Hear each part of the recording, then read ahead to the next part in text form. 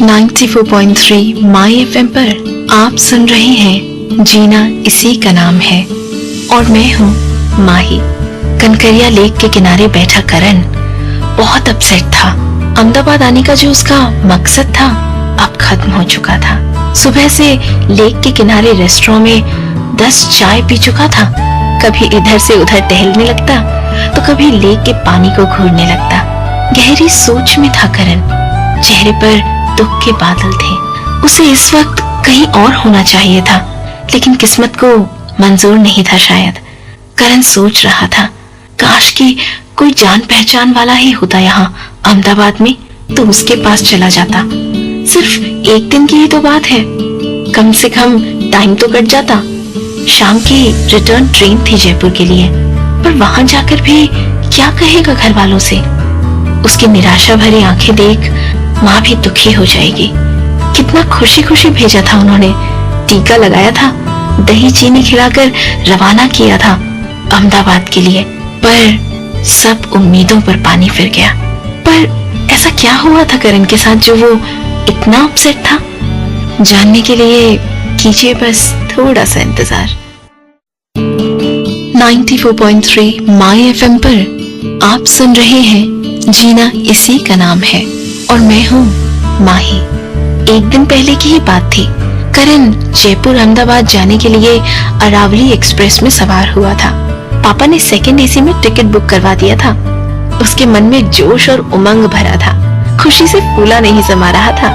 Ticket check करवाकर आराम से बैठ गया और खिड़की से बाहर देखने लगा। अगले दिन अहमदाबाद में इंटरव्यू था करण का। फूड टेक्नोलॉजी में इंजीनियरिंग की थी और डेयरी प्रोडक्ट्स में स्पेशलाइजेशन करने के बाद जयपुर में जॉब करने लगा था। पर उसकी हमेशा से बड़े शहर जाने की इच्छा थी और उसकी खुशी का ठिकाना नहीं रहा जब इंडिया की सबसे बड़ी डेयरी प्रोडक्ट्स यूनिट के हेड ऑफिस का इंटरव्यू के लिए कॉल आया। सिर्फ 2 जनों का सिलेक्शन हुआ था और करण उनमें से एक था। अपनी ड्रीम जॉब और ड्रीम सिटी के बारे में सोचते हुए जिंदगी की प्लानिंग शुरू कर दी थी उसने। एक सुनहरा भविष्य उसका इंतजार कर रहा था।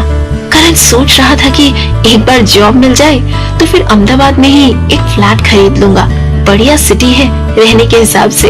फिर थोड़ा सेटल होने के बाद मम्मी पापा को भी अपने पास ही बुला लूंगा। छोटी मोटी गाड़ी भी खरीद दूंगा। ट्रेन की स्पीड से कहीं आगे भाग रहे थे उसके सपने और सोच। पर अचानक ही ब्रेक लग गया। कैसे बताऊंगी बस थोड़ी देर में। 94.3 माई एफएम पर आप हैं जीना इसी का नाम है में माही के साथ। करण सपने देख ही रहा था कि तभी एक बुजुर्ग अंकल ने उससे अपनी सीट एक्सचेंज करने की रिक्वेस्ट की। उनकी बर्थ दूसरी कोच में थी और उनकी बाकी की फैमिली करण के साथ वाली बर्थ पर थी। करण अकेला था और सामान के नाम पर सिर्फ एक छोटा सा बैग था, सो दूसरे कोच में शिफ्ट हो गया। इस नई कोच में उसके सामने की बर्थ पर उसी की उम्र का एक लड़का बैठा हुआ था। वो भी अहमदाबाद ही जा रहा था। चाय पानी और बिस्किट्स एक्सचेंज करते हुए दोनों के बीच काफी बातचीत शुरू हो गई। दूसरे लड़के का नाम था प्रफुल्ल। उसने दिल्ली से हाल ही में फूड टेक्नोलॉजी में इंजीनियरिंग कंप्लीट की थी। अब सफर लंबा हो और कोई ऐसा शख्स मिल जाए जो सेम इंटरेस्ट रखता हो तो टाइम इजीली कट ही जाता है। कहाँ रहते हो, क्या करते हो, कौन से स्कूल से पढ़ाई की, किस कॉलेज से कोर्स किया, वगैरह वगैरह। बातों बातों में पता चला प्रफुल्ल भी अहमदाबाद एक जॉब इंटरव्यू के लिए जा रहा था। और जब करण ने डिटेल्स पूछी तो उसके पैरों तले जमीन खिसक गई। अचानक उसे अपना सारा कॉन्फिडेंस और सारे सपने बिखरते से लगे। पर ऐसा क्यों, जानेंगे बस कुछ देर में। 94.3 माई एफएम पर आप सुन रहे हैं जीना इसी का नाम है और मैं हूँ माही। करण जान चुका था कि वो और प्रफुल्ल एक ही कंपनी में एक ही जॉब के इंटरव्यू देने जा रहे हैं। लेकिन करण के डर का मेन कारण था प्रफुल्ल की पर्सनालिटी। वो न सिर्फ हैंडसम था बल्कि एक बहुत ही प्लीजिंग पर्सनालिटी का मालिक भी था। स्कूलिंग सेंट जेवियर जैसे नामी स्कूल से हुई थी और इंजीनियरिंग में उसने टॉप किया था। उसकी इंग्लिश करण से कहीं बेहतर और फ्लुएंट थी। जो उसका कॉन्फिडेंस लेवल कई गुना बढ़ा देता था। साथ ही उसका स्टाइलिश ड्रेसिंग सेंस और मैनर्स उसे प्रेजेंटेबल बनाते थे। और दूसरी तरफ था करण, सिंपल और अनअट्रैक्टिव। करण इंफीरियर महसूस करने लगा। प्रफुल्ल का कॉन्फिडेंस और पॉजिटिव एटीट्यूड देखकर करण का कॉन्फिडेंस कम हो रहा था। उनके जॉब प्रोफाइल्स के मुताबिक उन्हें इंटरनेशनल क्लाइंट्स को भी हैंडल करना था।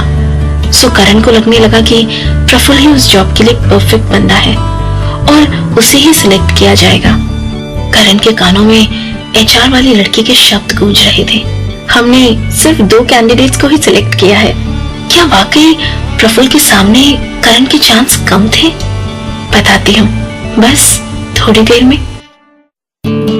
94.3 माय एफएम पर आप सुन रहे हैं जीना इसी का नाम है और मैं हूँ माही। करण को विश्वास हो चला था कि प्रफुल्ल के सामने वो टिक नहीं पाएगा। इंटरव्यू के लिए जाता तो प्रफुल्ल को पता चल जाता कि वही दूसरा कैंडिडेट है और इंटरव्यू क्लियर नहीं कर पाता तो बड़ी फसीहत होती। सो अगले दिन करण इंटरव्यू पर गया ही नहीं। पूरा दिन झील के किनारे घूमता रहा। कितना समय और पैसा वेस्ट किया इस इंटरव्यू के चक्कर में। करण को अपने आप से चिढ़ मच रही थी। कितने सपने देखे थे, अहमदाबाद में नौकरी, फ्लैट, गाड़ी, और सब एक झटके में टूट गए। उसे प्रफुल्ल की याद आई। उसने घड़ी देखी, अब तक तो उसे जॉब मिल भी गई होगी। लकी बॉय, फ्रेश ग्रेजुएट और इतनी बढ़िया जॉब। और दूसरी तरफ वो खुद। बहुत असर पड़ता है अच्छी पर्सनालिटी का।